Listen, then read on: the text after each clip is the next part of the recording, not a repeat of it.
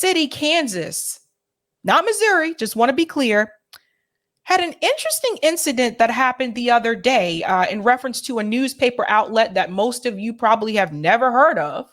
And I say this because the police decided to raid the Kansas City newspaper. This is a wild story. We're going to start with this clip here from ABC News, and then I have more details to tell you about what happened after that raid in reference to one of the co-owners. Let's dive into it. Tonight, ABC News has obtained video of police raiding a small-town Kansas newspaper. The incident raising First Amendment questions. At issue, a tip a reporter received about a story the paper never published. Authorities are defending the raid. Tonight, the newspaper says its 98-year-old co-owner died one day after the raid because of the stress she suffered. More now from ABC's Faith Abube. Snap a picture of that password right there. Tonight, ABC News has obtained a dramatic news surveillance video of a small-town Kansas police force raiding the newsroom of the Marion County Record, now the heart of a battle over the First Amendment. You can afford to hire a lawyer, one will be appointed to represent you. Officers reading a reporter her rights, snapping photographs, and taking away computers. It's everything you've ever heard in the third world. It really is like we're living in Stalinist Russia or Nazi Germany or Vladimir Putin's Russia. Eric Meyer co-owns the paper with his 98-year-old mother, whose home of 70 years, he says, was also raided Friday. He tells ABC News she died on Saturday, one day after the raid, saying she was too stressed to sleep or eat. That is absolutely crazy. I want to jump in here for just a second and explain. Do you guys see what's happening here? Why is law enforcement interfering with the press? And I don't care how big this newspaper outlet is. I don't care if it has like 10 readers. I don't care. The fact that the police can come into a newspaper facility, take files from that outlet, take pictures, they raided the place. Now, we've talked about this often before about the censorship issue. We've talked about the free press issue in reference to social media platforms and the government intervening. So the FBI, the CIA, etc. But we didn't talk about law enforcement actually interfering when it comes to censorship, free press, etc. This is a whole different ball game because they have a badge, they have handcuffs. They can lock you up. Now we're looking at the possibility of reporters possibly being detained for doing their job. You guys see how far this is going now? Let me let him continue. Spent 8 hours a week working for us, putting together a column of memories. How dare they take the last day of her life and make her filled with fear and anger. At issue, Meyer says, is a tip one of his reporters received about a local business owner accused of driving illegally. They decided not to publish the story. We notified the police that they'd told us this. They never responded. The person who was the target of this then falsely accused us of illegally obtaining the information. That prompted a search warrant, though federal laws protect journalists from search and seizures and instead require a subpoena. But the chief of the Marion Police Department says in a statement, there are exceptions, like, quote, when there is reason to believe the journalist is taking part in the underlying wrongdoing. Let's pause here for a second and let's focus on this statement. One of the exceptions, when there is reason to believe the journalist is taking part in the underlying wrongdoing. According to who? This can be a very dangerous precedent. I hope things work out in reference to the journalist here in Kansas. But if it does not, I want to talk about this story, even though I know it's a little small local story, because I want to show you what can happen to other journalists across this country. If other law enforcement decide to use this same statement to apply it to journalists that they believe is involved in underlying wrongdoing, this could be a huge problem. This is why we continue to say you need to free Julian Assange. You see, now these things are happening to people that are just at local newspaper outlets. How many people actually are reading Marion County Record? How many people read this? But they don't care. They don't want the information being released, period. So this is a dangerous precedent. One law enforcement agency may look at this statement and say, oh, we don't really believe there was any underlying wrongdoing. But another one could disagree. Who defines what the wrongdoing is? And who's the one that decides, let's go in and raid that outlet, that newspaper outlet? Let's continue. The paper denies any wrongdoing and says it won't be deterred. If they think I'm going to give up because they've made it difficult for us to put out a newspaper for 1 week, they've got another thing coming. In a statement, the Kansas Bureau of Investigation says it has joined an investigation into allegations of illegal access and dissemination of confidential criminal justice information. The KBI says it did not take out those search warrants, was not present when they were served, and believes very strongly that freedom of the press is a vanguard of American democracy. Lindsay. Here we go. Here we go again. Freedom of the press. Again, you can't talk about this without thinking about people like Julian Assange. You just can't. And that's why when people say that's not a big issue, don't talk about it. You see what's happening now? Why in the world would law enforcement go after a tiny newspaper outlet? This is how scary it has become for the press. For the press. Now, I want to go into another clip here that focuses a little bit more in reference to the co-owner died because she couldn't tolerate the stress. They didn't just raid that newspaper office. They also raided her home. Can you imagine being 98 years old and the police just break down the door, come in and just raid your house? For what? Because of a story that you reported that they don't think should have been released? Let's dive into this clip here. This is where we're headed at, guys. All right, a police raid on a small town newspaper is raising eyebrows and questions about press freedom and power of the police. But now one of the co-owners of the paper is dead, and her son is blaming the tactics of law enforcement. So here's what we know about this. Authorities in Kansas raided the offices of the Marion County Record, seizing reporters' computers and phones. They also raided the homes of the paper's co-owners, one of whom, 98-year-old Joan Meyer, died one day later. Now, her son, Eric Meyer, says he blames the stress and the trauma brought on by police. We should note that we have reached out to the police department for response. We have not yet heard back. Now, Eric Meyer joins us live now. Eric, I'm so sorry for your loss, and thank you for taking the time. Thank you, Natasha. Appreciate it. I know that you believe that the stress of the raids contributed to your mother's death. Can you tell us how she reacted to everything as it unfolded? Well, it's not just me. It was also the coroner who visited her house after the death. She's 98 years old. She's in fairly good health for a 98-year-old. And police knock at her door, and they stand there for a couple hours, as she said, just watching me. Why are they watching me like I'm some common criminal? And they waited for apparently the police chief to show up to search the premises. And she spent the rest of the day being concerned about this, as I think anybody would. When you're 98 years old and you've lived in this house for 70 years, they actually moved there the day before I was born, and I'm 69 with a birthday coming up. So she had basically had her world invaded. And the fact that she says, where are all the good people who will prevent this? Why is this happening? The people used to respect information. They would never think about doing something like this. Now the past 50 years of her life working at the newspaper and co-owning it with me, she felt like everything was worthless. Everything had gone away. She muttered during the night. She wouldn't eat her dinner. She wouldn't eat breakfast. She wouldn't sleep. She sat up most of the night, muttering things like, this is going to be the death of me.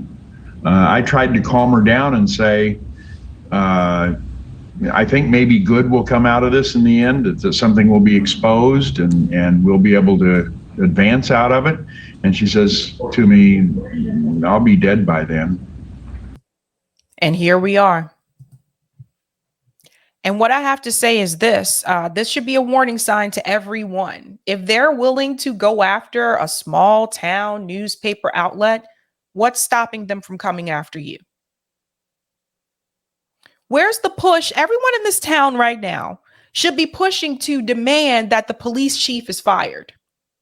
Everyone, especially considering the police don't want to comment in reference to this particular story. Everyone should demand that he's fired right now.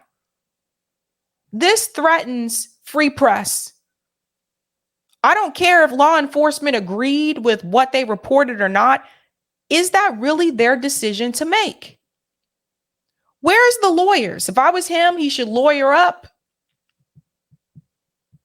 Probably sue the police department. It's such a dangerous precedent. I continue to say that because who's next? Who's next? Let's continue. And sure enough, about 2 o'clock, I was asking her if she wanted to eat something and take her pills. And she says, I'm not feeling very well. I don't know that and died right in the middle of a sentence. I'm so sorry. What did the coroner say to you when they arrived? Oh, the coroner had been her primary care physician for many, many years and had seen her recently in the hospital. And I asked him, I said, I didn't say it quite in these terms, but I said, I think the police chief killed her just now. And he says, I'm certain that the stress of all this was a major contributing factor. She didn't have a cardiac history. She didn't have, other than high blood pressure, but she wasn't somebody who was that fragile. She was a fighter who felt frustrated that she would be so pleased by the outpouring of support that the newspaper has received from people around the nation, around the world, since this happened, that would please her. I just wish she had had a chance to see that. I have 2 more quick questions for you. 1 second, I want to add in something here because I think it's just incredibly important to mention.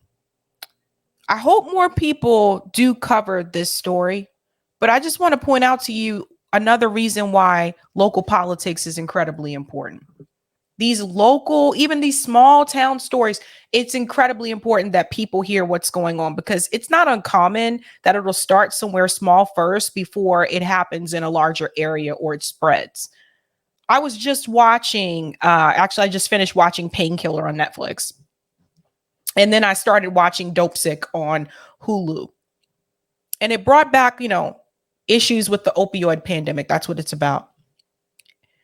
And it just goes to show you how something can start in a small town or a rural area that a lot of people just not really paying attention to the issue because it's not happening in a big city or a metropolitan area. And it just is kind of ignored. Then years later, you hear the same issue continuing to happen, but now more people starting to hear about it because it's happening in places that have larger populations. That's why this story is incredibly important because this is something that can easily just be swept under the rug. And people just say, oh, who cares? It's Kansas. No one's paying attention. But it's scary. It has to be scary to anyone who's a journalist, especially if you're an independent journalist. Are you hearing this? Remember when the FBI and the DOJ came after the Hooroo movement? Remember when they arrested the Black socialist? When they came after Amali Yeshitela and detained him? Well, now you have local law enforcement coming after journalists, reporters, media. These are especially dangerous times. Who's to say, especially if you're watching and you're a journalist, who's to say local law enforcement isn't going to knock on your door? Let's continue to her 2 questions. Please tell you why they were searching your homes and offices, and how would you describe their conduct? Their conduct was okay, I guess. They told us only that we had a search warrant that alleged that we had committed identity theft and improper use of a computer. I was looking at the warrant. They didn't say how, because what really had happened was we'd gotten a document from a source, and we were attempting to verify the accuracy of that document. It turned out that it was a bunch of arguing in a divorce case, so we decided not to use it. But we notified the police at the time that someone had this document and gave it to us. We weren't sure whether they were authorized to have it. We'd verified that it was real, and there were also allegations that the police were allowing the target of this to drive illegally. She'd apparently not had a license for more than 14 years. We reported that to the police and offered to give them assistance if they thought there was some case that they wanted to investigate. We never heard back from them. A week later, they raided our office. Well, and police say that once the details of this case come to light, that people will see they are justified. What do you have to say to that? You really believe that? Isn't that what everybody says? There are no other details. We know what we did. Why did they raid the vice mayor's house? Not only do we know what we did, the vice mayor knows what we did. And the person whose identity was supposedly stolen knows what we did. She figured it out. She figured out that her husband had obtained this report and given it to a source who gave it to us, and she admitted that to me 4 days before the raid. If all we did was check it out to make sure that the document was in fact a legitimate document, had no intention of disseminating, which is the restriction on that. If we are guilty of identity theft, so is Marion police officer Zach Hudlin, who was the other person who accessed it. Why, when we verified on a public site, we verified the accuracy of the document, why would we have given our own name? I mean, are we the world's stupidest hackers? No, we're not. And why would we have notified the police? They wouldn't even have known about it if we hadn't notified them of it. Okay, Eric Meyer, I'm sorry again for the loss of your mother. I do appreciate your time today. Thank you. This is all just incredibly